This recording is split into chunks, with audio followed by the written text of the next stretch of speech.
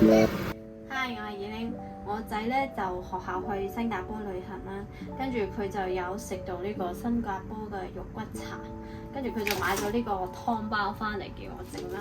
所以我今日係第一次整呢個肉骨茶，其實我都未整過㗎。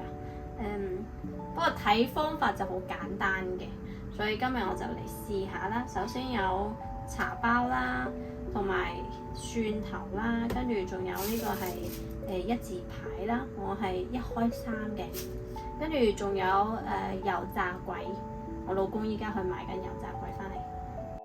我上網睇咗一下呢，新加坡嘅肉骨茶原來同馬來西亞係好唔一樣㗎。新加坡嘅肉骨茶呢，胡椒味會好重。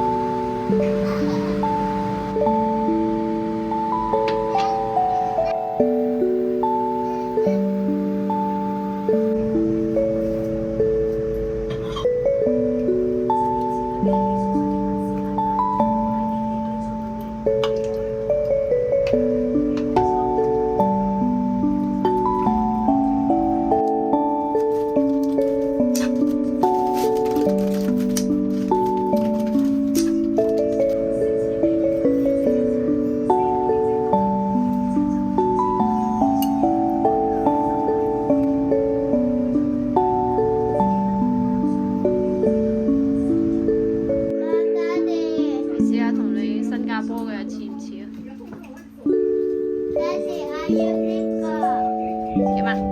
同你喺新加坡食嘅似唔似啊？